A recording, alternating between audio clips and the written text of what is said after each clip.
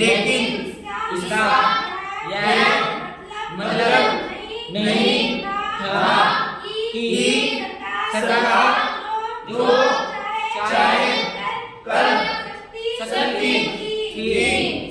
इसका मतलब यह था कि अब सरकार को लोगों की जरूरतों और मांगों के प्रति संवेदनशील रहना होगा।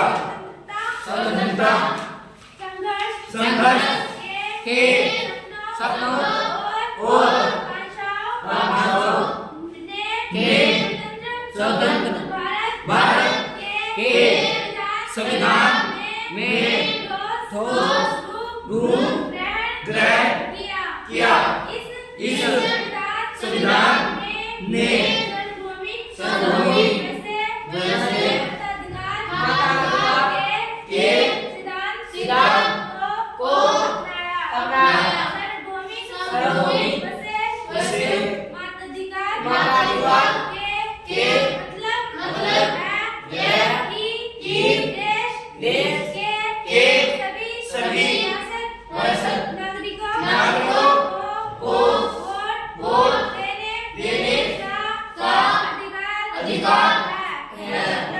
लोग और उनके प्रतिनिधि सहमति का विचार लोकतंत्र का प्रस्थान बिंदु होता है।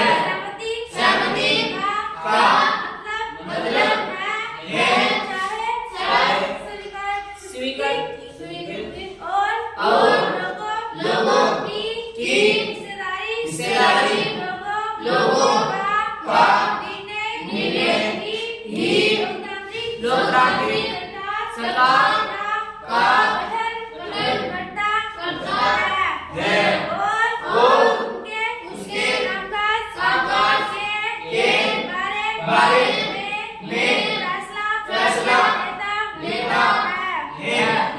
इस तरह के लोकतंत्र के पीछे मूल सोच यह होती है कि व्यक्ति या नागरिक ही सबसे महत्वपूर्ण है और सैद्धांतिक स्तर पर सरकार एवं